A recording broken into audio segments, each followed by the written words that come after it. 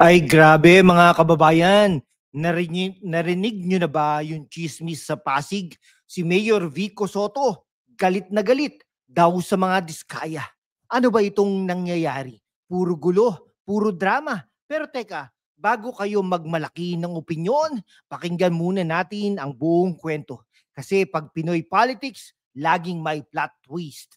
Kamusta mga ka-walk with Lan? Ako si Lan ang inyong go-to para sa Pinoy political commentary na may halong tawa, drama at totoong kwento para sa kabataan at mga OFW natin sa Dubai, Riyadh, Toronto at kahit saan man sa mundo. Ngayon, pag-usapan natin yung mainit na balita sa Pasig.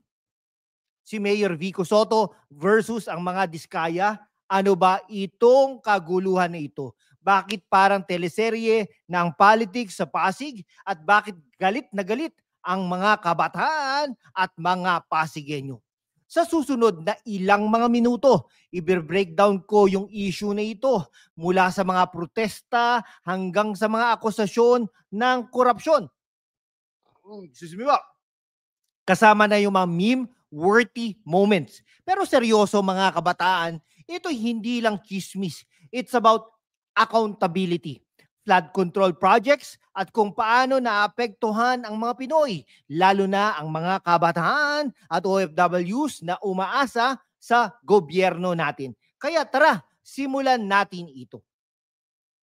Kung gusto nyong malaman ang buong kwento, i-hit nyo na yung subscribe button, i-like at i-share sa mga kaibigan nyo sa Qatar, Singapore at Los Angeles.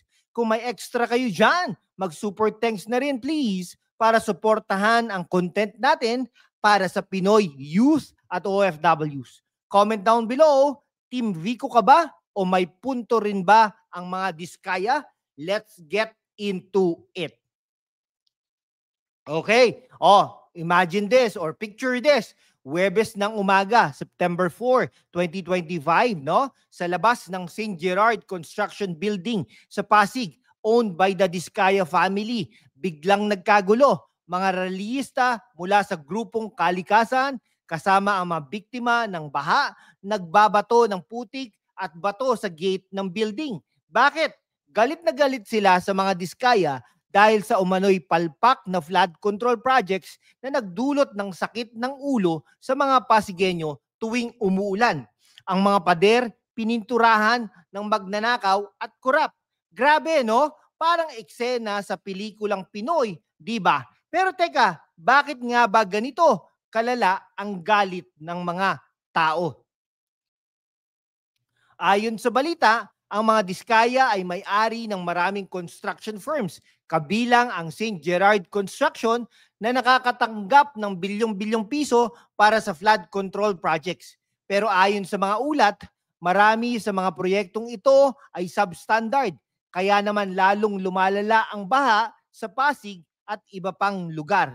Si Sara Diskaya, isa sa mga may-ari, inamin na may 9 na kumpanya sila na nagbid para sa mga proyekto ng Department of Public Works and Highways, DPWH. Ang catch, minsan nagbibid daw ang mga kumpanya nila laban sa isa't isa. Parang labanan ng magkakapatid sa isang reality show. Pero seryoso, ito'y nagdudulot ng tanong, paano napupunta ang bilyong-bilyong budget sa iisang pamilya? Kung ikaw ay OFW sa Dubai, alam mo yung sakit ng ulo kapag hindi maayos ang trabaho ng mga kontratista, di ba? Para kang nagbayad ng mahal para sa kondo tapos bubong pa ang tumutulo. At para sa mga kabataan sa Pasig, yung baha, hindi lang hassle yan. Nanganganib pa ang mga gadgets at assignments natin. Kaya naman mga Gen Z at millennials, relate na relate tayo sa galit ng mga rallyista. Pero teka, tama ba yung ginagawa nila? Okay. Si Mayor Vico Soto, ang paboritong woke mayor ng kabataan, naglabas ng pahayag sa Facebook na umani ng atensyon. Pero teka, excuse me ba? Bago kayo magmalaki, nagalit na galit si Vico, chill muna tayo, sabi niya. I understand that we are angry and frustrated, but let's not resort to violence or acts that could potentially lead to violence or injuries. Translation, galit siya. Pero hindi sa parang akala natin. Nag-aalala siya sa mga security guards, trabahador at rallyista mismo na maaring masaktan kung magkagulo. Sabi pa niya, hindi naman yung mga korap ang masasaktan pag bumigay ang gate, di ba? Savage, pero may point si Mayor. On one hand, si Vico ay may punto. Ang mga realista, kahit gaano ka-justified ang galit, hindi dapat mauwi sa dahas ang protesta. Kasi sa totoo lang, yung mga security guards at ordinaryong trabahador ang madalas nadadamay. Hindi yung mga big bosses, pero on the other hand, let's not invalidate the anger of the people. Bilyong-bilyong piso po ang nawala sa mga proyektong palpak at ang mga biktima ng baha, mga kabataan, pamilya at OFWs na nagpapadala ng pera para sa mga kamag-anak. Sila ang lugi. So paano natin babalansihin ang galit at hustisya? Okay, mga kababayan, no? Parang sa K-drama lang ito. Mga ka-walk with land. Si Vico parang yung main character na laging kalmado pero may hidden fire. Pero yung mga diskaya parang mga kontrabida na laging may plot twist sa dulo. Okay? Kaya nga mga kabataan, anong opinion ninyo? Comment down below. Team Vico o Team Diskaya? O baka naman, Team Walang Pake. Ang grupo ni Jonah Yang mula sa Agham na nanguna sa protesta, sinagot ang pahayag ni Vico. Sabi nila, hindi raw nila balak gibain ang gate. Kalampag lang daw para tamaan ng kaba ang mga diskaya. Sabi pa nila, hindi na raw sila makapagtimpi dahil bilyong-bilyong piso ang kinurakot sa mga palpak na proyekto. Dagdag pa rito, tinawag nilang circus ang investigasyon sa Senado dahil parang ang mga kurakot ang nag-iimbestiga sa kapwa kurakot. Ouch! Parang meme na ito sa X, di ba? Okay, kung ikaw ay OFW sa Saudi Arabia o Canada, alam mo yung pakiramdam na nagpapadala ng pera para sa pamilya. Tapos malalaman mo na yung buwis na binayaran mo napunta lang sa bulsa ng iilan. Kaya naman mga kababayan, hindi lang ito tungkol sa Pasig. Tungkol ito sa buong Pilipinas. Ang kabataan at OFWs, kayo ang backbone ng ekonomiya natin. Pero kayo rin ang laging nadedehado ng korupsyon, mga kaibigan.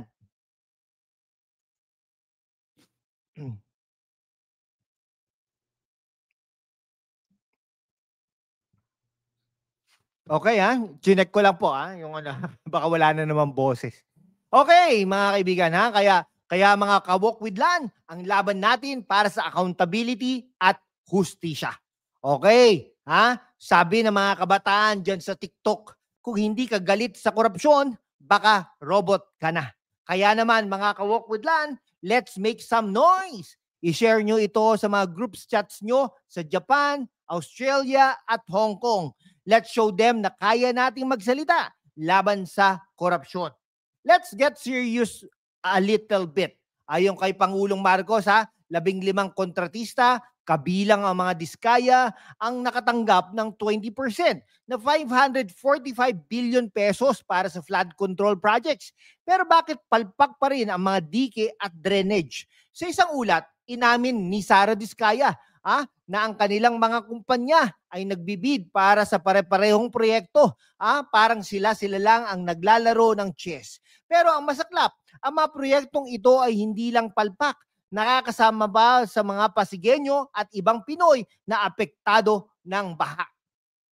Kung titignan natin ang ibang bansa tulad ng Japan o Netherlands, napakaayos ng kanilang flood control systems. Bakit? Dahil may transparency at accountability sa paggamit ng pondo sa pondo nila, Pero dito sa Pilipinas, parang laging may under the table na nangyayari. Kaya naman, mga kabataan at OFWs, kailangan natin mag-demand ng mas maayos na sistema. Hindi pwedeng puro rally lang. Kailangan natin ng aksyon mula sa gobyerno.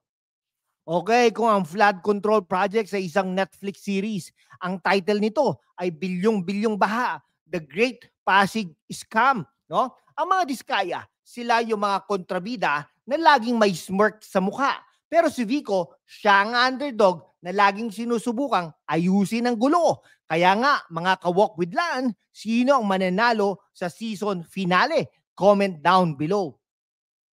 Okay si Vico Soto ay nangako na ipagpapatuloy ng Pasig LGU ang investigasyon kasama ang mga kasong kriminal at administrative action laban sa mga illegal na gusali at tax delinquencies ng mga diskaya. Sabi pa niya, nakikipag-ugnayan na sila sa 5 national government agencies para mas mapabilis ang aksyon. Pero teka mga kababayan, hindi lang ito tungkol sa mga diskaya. It's about the bigger picture. Paano natin mapipigilan ang korupsyon sa gobyerno? Para sa mga kabataan, lalo na sa Gen Z at Millennials, ang laban na ito ay para sa inyong kinabukasan. Kung hindi natin aayusin ang sistema ngayon, kayo pa rin ang magdurusa sa baha at korupsyon sa hinaharap. At para sa mga OFW natin sa Abu Dhabi, Milan at New York, ang perang pinapadala nyo ay hindi dapat napupunta sa bulsa ng iilan. Kaya naman, mga ka-walk with Lan, magsasalita tayo. Use your voice sa social media, sa X, sa TikTok, kahit sa group chat nyo sa Viber. Kung si Vico ang mayor ng buong Pilipinas, baka wala ng baha, di ba? Pero seryoso mga kababayan, i-hit nyo na yung subscribe button at i-share ito sa mga kaibigan nyo sa Cebu, Davao at Dubai. Kung may extra kayo dyan, mag-super thanks na rin please para suportahan ang laban natin para sa hustisya. Mag-comment din kayo sa baba. Ano ang gagawin natin para labanan ang korupsyon? So, ano ang natutunan natin ngayong araw na ito? Mga ka-walk with Lan.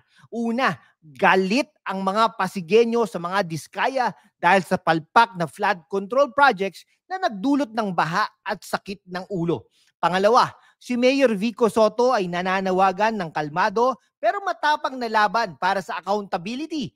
At pangatlo, ang kabataan at OFWs ang may pinakamalaking stake sa laban na ito. Kayo ang hinintay ng Pilipinas para baguhin ang sistema. O kung na-enjoy nyo itong breakdown, i-hit nyo na yung subscribe button, i-like at i-share sa mga kaibigan nyo sa Riyadh, Toronto at Sydney. Mag-comment kayo, ano ang susunod na topic na gusto nyong pag-usapan? At kung gusto nyong suportahan ang hashtag #WalkWithLan para mas marami pang content para sa mga kabataan at OFWs, mag-super thanks na. Salamat mga kababayan at hanggang sa susunod na episode, mabuhay ang Pilipinas.